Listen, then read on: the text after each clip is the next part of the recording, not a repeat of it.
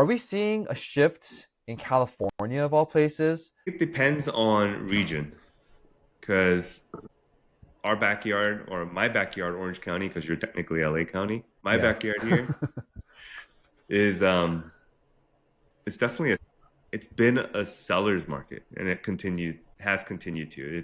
There's not enough inventory to keep up with demand, and it's always been that way. Like if you look back, like just the last 5 years, we have had a continued steady supply, as supply hasn't changed. So that lack of supply to meet the demands of this area have continued to drive prices up. And I think I sent you a screenshot the other day, like from 2008 to now, it's a steady rise from like $400,000 median sale price to 1.4. So it's going to continue to, in my opinion, it's going to continue to go up. There might be little blips here and there, but it's so far as from what I can see on the data, it's always been a historical seasonal pattern. Like you hit your lowest point in December, and then all of a sudden March turns around and just immediately picks right back up. Number of homes coming onto the market, days on market, we're still average 30 days or less. Median 2 weeks. It goes quick here. But OC is a little unique, right? There's pockets of California that are different from other pockets of California. There's an article by Fast Company, shows a bunch of different counties and what's going on with inventory for sale. More inventory means there's more people trying to sell their home, and less inventory means there's not enough homes on the market, and buyers are going to have to pay more premium to get to that home because supply and demand, simple. So San Francisco County, anything in the green, we're seeing a rise in inventory. So San Francisco, Butte County, San Mateo, Alameda, Sonoma, Santa Cruz, and anything in yellow. Some of these are actually down, like Shasta County, Fresno, it's coming down. Orange County, Not enough inventory for the demand. yeah, not enough inventory. So like there's a dichotomy here. There's certain pockets where you're going to probably find a better deal, and you're going to be able to have more room to make deals. And then other places where, yeah, it's going to be a little bit tougher still. What's the time frame for that data though on Fast Company? Because like news articles Uh, are there to be mhm. news, grab your attention. Yeah, yeah. Well, this chart goes from 17 to 25, the 2027, I'm sorry, From 2017 to March. 2025.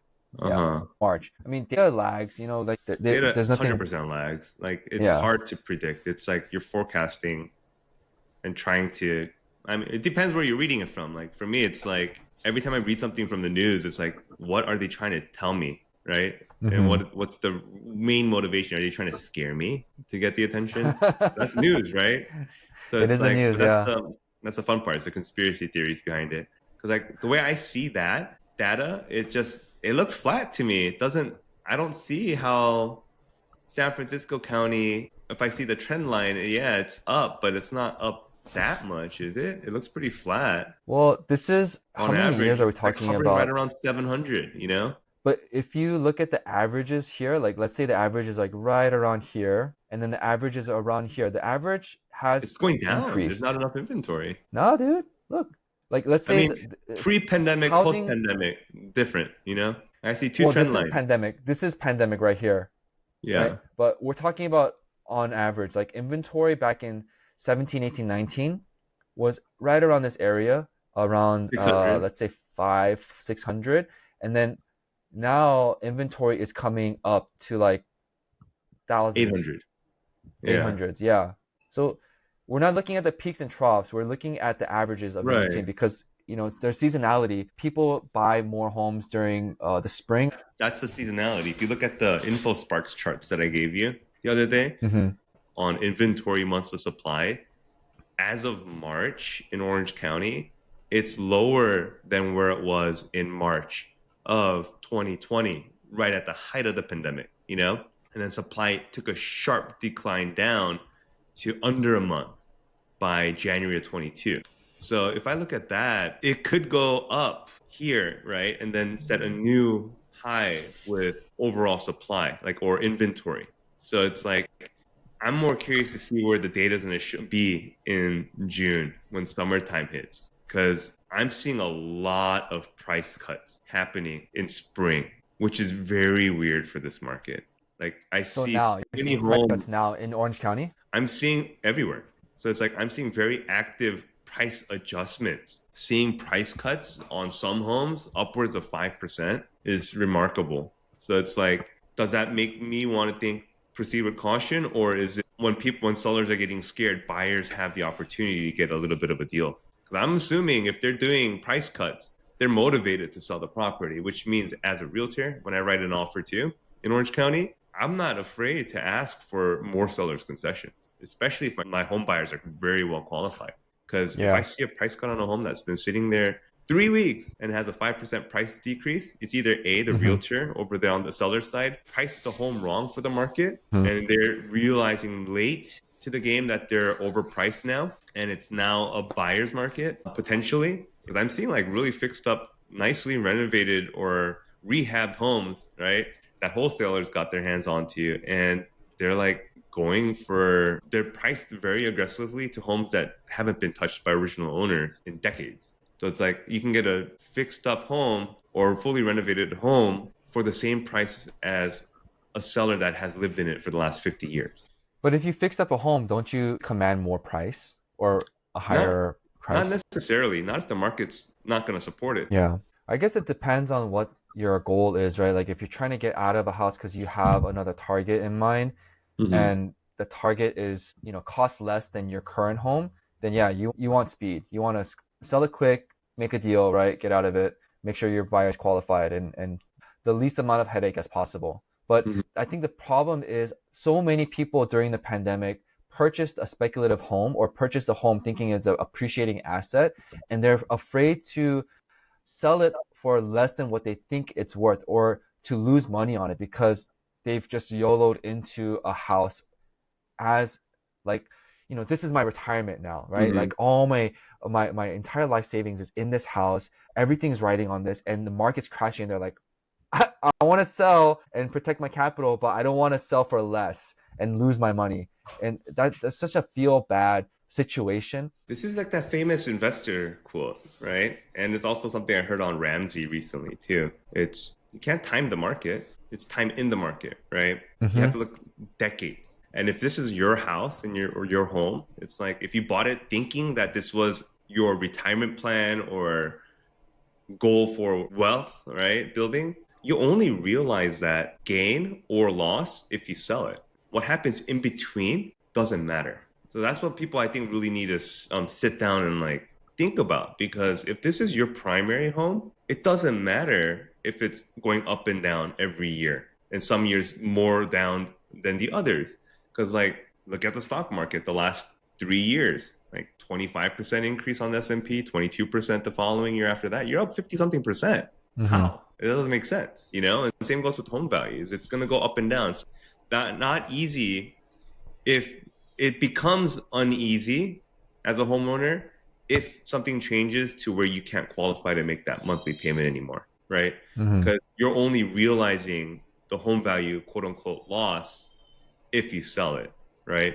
So if this was a primary home for my family and I have my job and I qualified for it and I knew that I wasn't borrowing, not borrowing, but like I wasn't spending all of my paycheck to make that monthly mortgage payment, because to qualify for it, you don't want to be over 30, 36, or 43%, right, of your qualifying household income. So if that doesn't change, you making that monthly mortgage payment and having a roof over your head for your family, it doesn't matter what the market says. Your home can go from 100,000 to 90,000 or 70,000, Hmm. but you know what Right. your payment is, right? So it's that. I It's Yeah. Go ahead. What were you gonna say? I'm Oh no, curious. but that's exactly the mindset of people who are not selling their houses right now because market is down. Like, why am I going to sell my house and realize a loss, right? So, and now the industry is in a standstill because exactly that mindset, which is fine. That's how people should respond in a down market. Like, I just will sit on my house and I'll live and enjoy my house as long as I have my job. Exactly. So it's like Yeah. that's where I think the news tends to scare people into thinking like, oh my God, I'm like realizing losses. But there's no real loss yet because you haven't sold. And it's like your Hmm. 401k, you're not gonna doesn't matter if it goes down tomorrow, unless you're actually retired today and making draws on it. That's a different story. But if you're younger, not of retirement age, you're going to see those market up and downs. And when you look at it 20 years later, you're going to be glad you were in the market versus sitting on the sideline. Because I can tell Hmm. you in 20 years, if your home values continue to hold or go up, that's 20 years of rent payment if you didn't buy a house. So if you're Yeah. spending in a month on rent, that's 24,000 a year. 10 years, that's $240,000 on rent. 100% interest going somewhere else. Where instead of 20, 30 years later, that could have been your house, you know? And then you Buy could a house. leverage As that long as it makes and sense financially and yeah. you're comfortable with that monthly payment, that's the most important. Right. Don't look at it. So, Yeah. Sorry, go ahead. yeah, go on.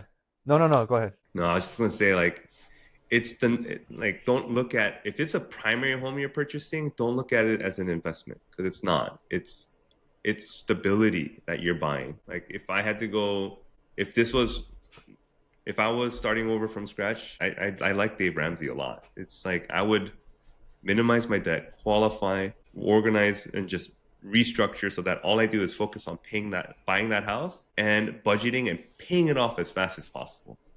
Because like So are you an advocate of doing additional payments towards a principal? 100%, 100%. I don't want to pay the bank more interest than I need to. Right. Uh-huh. There's no way. You don't make minimum payments. Like I get really excited when I meet clients that have budgets and Hmm. understand where every single dollar is going, and we can work together to calculate out how to own that home 7 years faster. Or in some clients' cases, they bought a home in 2021, had a $450,000 loan, and because we set up a budget, 2025, 4 years later, they've already paid down 200 grand of that loan. Mm. Isn't that amazing? They Yeah. paid almost half of their mortgage off in 4 years. That's So insane. Yeah. so what's if someone says, "Hey Jason, like why am I gonna pay an additional like what is that payment? Like another 2-3 thousand a month?" No, no. Doesn't even have to be that much. Like, It's say, for like example, another like $500 a month, right? Let's just say additional $500 in mhm, principal payment towards the you can mortgage cut it every in month. half at that Right, type of you would loan cut it in amount. half. Hmm. But what if they say, I'm gonna put this money into the stock market and I No. could potentially see higher yield from the Mhm. stock market, or like someone who's really enlightened and forward thinking, they want to put it into Bitcoin, right? If they say I'm gonna double my money in 4 years, Jason, why wouldn't I just do that? Why would I pay off my mortgage? Why? So let's go back to Mr. Ramsey again. This is my favorite because this is what doesn't make sense to me. It's like if you owned your home free and clear, Peter, Yeah, yeah. and you paid off your home, would you take out 400 grand and put it into Bitcoin? Because in 4 years, you're going to be able to be what? Would you do that? Would you mortgage the roof over your head where you have no monthly payment, no debt No, I to, wouldn't. I wouldn't. That's that's what I'm crazy. saying.